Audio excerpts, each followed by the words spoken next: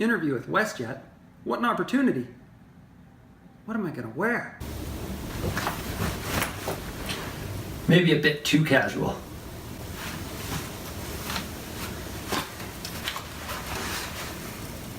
Nah, too formal. What if I'm flying the plane today? Maybe a flight suit.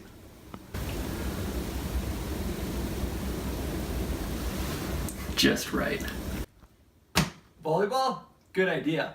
Slider, ice. Let's go playing with the boys.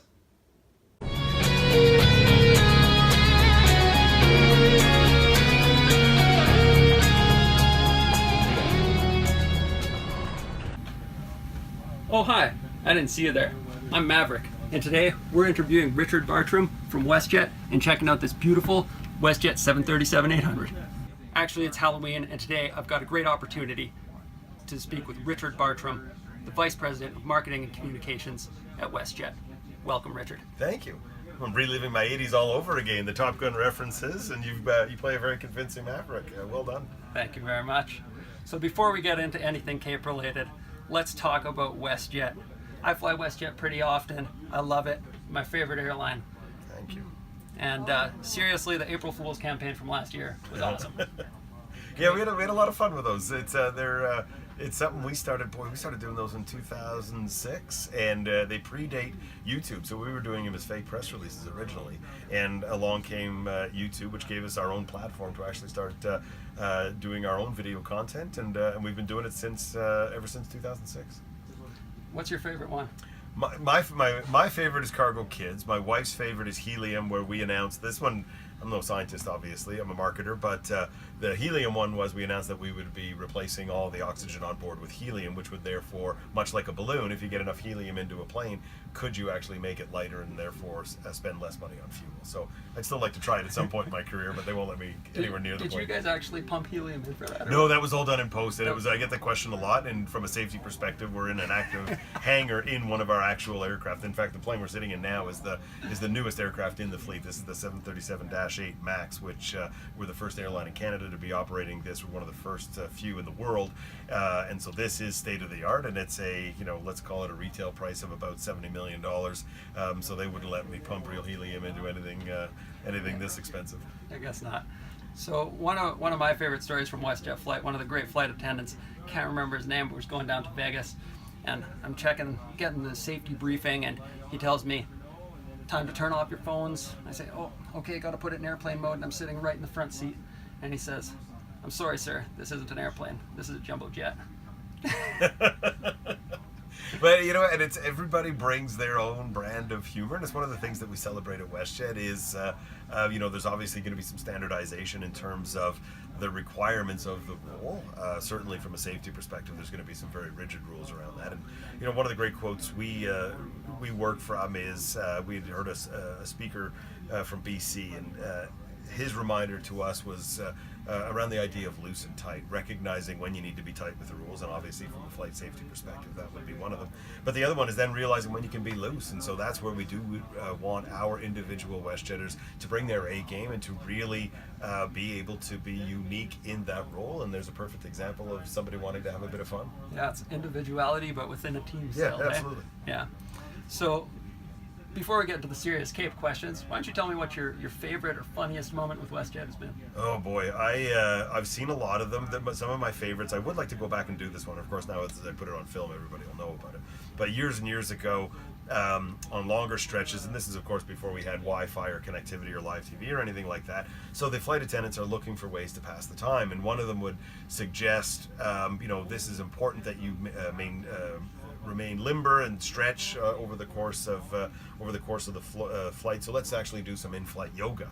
And so the flight attendant would get everybody to reach way up, and of course there's nothing better to do, so everybody reaches to the sky. And then he says, okay, now I want everybody to stretch to the left. And of course the pilots can hear all of the instructions going on, and as everybody now leads left, the pilot just kind of does this, and then of course everyone thinks, oh my goodness, we've moved the plane. And that's always been a favorite of mine. But my other one is as a personal story, right when I started, WestJet was actually now going to start flying from Canada, and in this case Toronto, to Las Vegas for the very first time as a scheduled airline. So we'd never done this before, and so we were quite excited. And so my boss and I, we were trying to figure out how do we show our individuality within WestJet and demonstrate that we get the culture. So I suggested, as a bit of a smart aleck, that he and I should dress up as Elvis and work the flight as flight attendants. And so it was one of these things that was a good idea in his office at a point in time. It's a very different thing when you're now in the boarding lounge in Toronto and now having to get dressed up as Elvis. And I'll save the rest of the story for the conference. But it was it's one of my favorite stories, and it really does demonstrate keep it safe, but you can have an awful lot of fun in what you're doing. Awesome, man. You guys love to have fun at this airline. That's the best part. So Richard is going to be one of the plenaries at CAEP 2018. The plenaries, the big lectures in the morning, the ones everybody goes to, and most of the time just fantastic inspirational stuff. So Richard, what are you talking about at CAEP 2018, and why is it important? Well, it's certainly something that's been important for WestJet, and has been very much an important part of the success of the organization, and that is the culture. And so, if you look at the airline industry, most airlines fail. In fact, the number is within the first 7 years, more than 90% of airlines typically fail. And you're looking at an industry that, by and large, has not made money. So you look at from the 70s to the early 2000s. Airlines in North America lost billions and billions of dollars, and a ton of them went out of business. And so you have this tremendously difficult operating environment, and yet you have WestJet that's been a success and has been successful for 21 years. And in fact, we announced our Q3 results today, where it was our 50th consecutive quarter of profitability. So we've struck something quite unique, and that uniqueness does come from the people and that WestJet culture, and how we've managed to maintain engagement at the employee level, and then what that looks like for the guest becomes something that is a recipe for success. That's fantastic. What lessons would you offer up to a multidisciplinary emergency department group that often works in silos as it relates to creating a culture of team where the accomplishments of the whole exceed the individual contributions?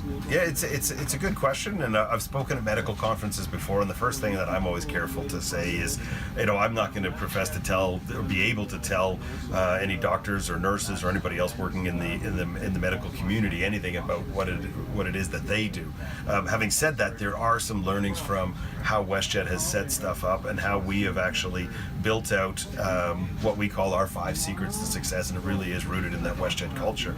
And it's funny because you talk about there being an awful lot of silos where people may be individuals in terms of a broader service delivery, but nonetheless silos in terms of what they do. And the parallels between the medical community and the emergency room, let's say, and actually what takes place in an airline is very similar, where you have the pilots who are in the moment having to deal with, they own the airplane at that point in time and are making all the ultimate decisions as it relates to the flight safety and everything to do with the flight itself. And then you have your flight attendants from a customer service perspective, a silo in terms of the service delivery, and yet they work very much together. People on the ramp, that is a very different experience. People in the operations control center, it may be the pilots that pilot from destination A to destination B, but the reality is all those decisions in terms of how they get there, what route they take at what altitude, and what's the safest, fastest, comfortable, most fuel efficient way to do that, all of that happens in isolation. Those people never leave that room, and they'll never see those pilots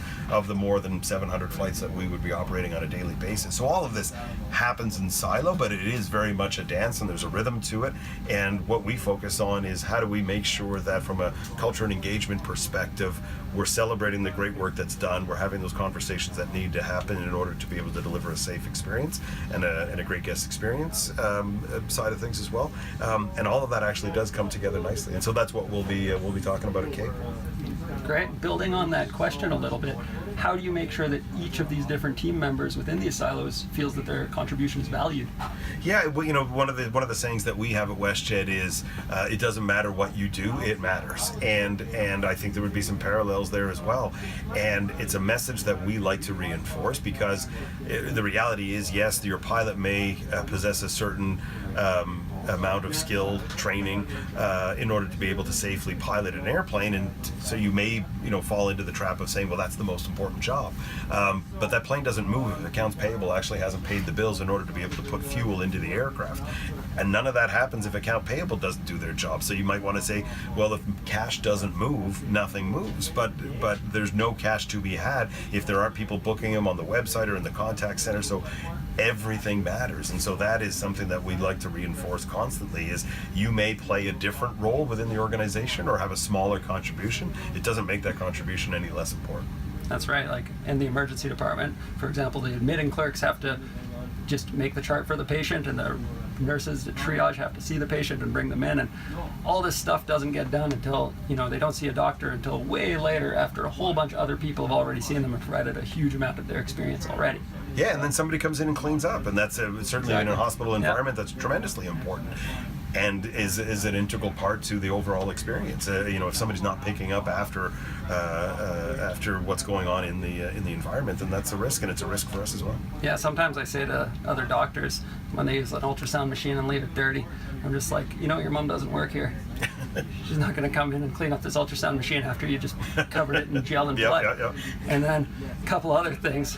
Do you think we should implement the Westjet kind of, I get off a plane with Westjet, I see a bunch of people hop out of the seats who all clearly are part of Westjet and start cleaning up the It planes. is certainly something that's unique to us. What we ask of our employees, and that they are flying standby travel for a fraction of what it would cost the traveling public to do so, and our ask in return is that you help us clean the plane, and so there are tremendous savings to be had, and there's some other pieces to it. But even just at the size we are today, having our employees clean up, whether they're traveling for vacation or for leisure or for business, we'll save $12 million in cleaning costs just by doing that ourselves. And that doesn't even include the number where if we can fly this aircraft more times in a day because we can shave off 10 minutes here and 10 minutes there and 10 minutes there, enough to actually get one more flight out of a $70 million asset, that's where the real juice is. And the last piece, which is important as well, is there's a pride of ownership in, I am actually going to take care of this plane, and I don't want to see stuff on the ground, and I want this place to be spick and span. I want that guest to have a terrific experience, and when you all do that together collectively, everybody shares in, everybody's roles and contributions are important. Wow, yeah. AHS and allied health members, take note. Start cleaning up after yourselves in the emergency department. So one of the other similarities between emergency medicine and Westjet is it's a high stress environment. Working shift work, people complain from time to time. How do you manage expectations and engage employees when you're in that environment? Yeah, it is a tremendously stressful environment. Part of it is, you don't know from day to day, and what are you going to get in terms of weather or a particular situation at an airport or a particular situation on board the aircraft itself. So those are certainly can be stressful elements to the job, and then there's a tremendous amount of value that the traveling public puts into their air travel experience. And if you look at a family of 4 now traveling on vacation, their expectation and hope is that if they're expecting to leave Saturday at 9, then we are going to leave Saturday at 9. And there is almost an infinite number of permutations and combinations of things that can go wrong, with weather to mechanical issues to delays with crews. And yet 99% of the time it actually comes along nicely. So, or at least we try to make sure that we are providing people with the ability to rest themselves properly. Are we providing them with the right amount of vacation time? Are we actually getting them to step away from the work itself? And what we are really good at, and it's one of the 5 secrets that we talk about, is listening, not only to our guests in terms of what that travel experience looks like, but listening to the people to make sure that if we are missing on pieces that is making for a less than desirable employment experience, what can we do to fix that? And that's been one of the hallmarks of our success, is our ability to actually take that input and make changes based on it. So it's certainly, from my perspective in my professional career, to be in an environment where this is a $4+ billion company in terms of revenue each year, and yet the amount of access that frontline employees get to the CEO, to the entire executive suite, to anybody in senior leadership, to stop them on the campus, to stop them on the plane in the airport. There's a real opportunity to engage with them on a regular basis and hear firsthand from the front line what they're thinking. That's great. How have you dealt with culture change on such a large level? Yeah, man, that's a great question, and it's I'm not a fan of the the expression "what keeps me up at night," but it is one of those things that we worry about and work on a regular basis, because we've gone from 200 employees to 13,000 or almost 13,000 employees. We fly to 21 countries now, so that culture does change, and the reality is always has been changing. And yet, when you talk to employees, one of the biggest things they're concerned about is we're going to change. And the next piece we then want to remind people of is we need to change, and if there isn't change and progress, then we actually as a company will not be successful. So one of the ways that we do it is, and it's one of the biggest pieces for us, is communication.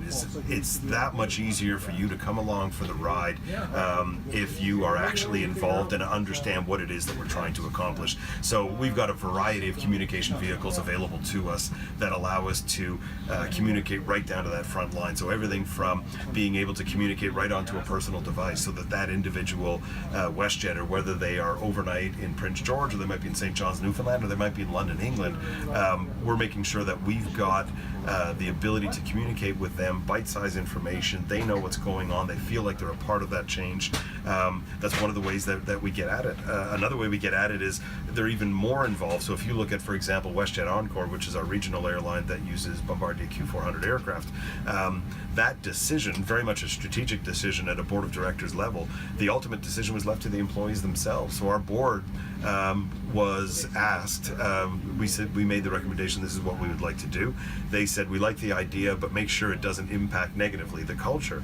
And we determined the only way to actually do that was to let them vote. And so we actually let the population as a whole, the WestJet population, vote on that. And if they had said no, then we would have actually not launched what has ended up being a terrifically successful airline. Wow. At this point, is there anything else you'd like to add that we haven't talked about? Well, I'm privileged to be able to tell the story. It is a true Canadian success story, and that's why I consider that to be the case. That it's a privilege to tell the story on behalf of the 13,000 WestJetters. But it's at CAEP, I'll take probably about 45 minutes to get into the story in a bit more detail. And really, what I hope to get from that is if people hear something that they like in terms of what we do, then rip it off. Because if there is something that you can steal, and I'm a big fan of Steal with Pride, that if you see something that works or you believe could work in your work environment, have at it. And I think if, for those pieces that have made WestJet successful, if somebody else can take that, adapt it for what it is that they do, and that delivers a better experience for someone else, that's terrific. That's awesome. We actually have something kind of like that coming to CAEP already in 2018, which is, we're calling it Brag and Steal, where we basically kind of steal with pride innovations from other hospitals that are doing different things across the country or across the world. Do you use that hashtag Steal with Pride for that or anything on Twitter? Yeah, we haven't done it, no, because then you're getting into all sorts of legal issues. Sorts of legal. These are the problems we don't have as much in medicine. Branding. I'm Chris Bond, at SockMobEM on Twitter. Richard Bartrem, you have a Twitter? At @rbartram, that's an easy one. At @rbartram, no problem. Check him out on Twitter. Check us out at CAEP Conference Facebook page. Check us out, capeconference.ca. We'll see you guys next time. Before we sign off, remember, if you want to have the best experience from the time you leave your house to the time you get back at CAEP 2018, fly WestJet.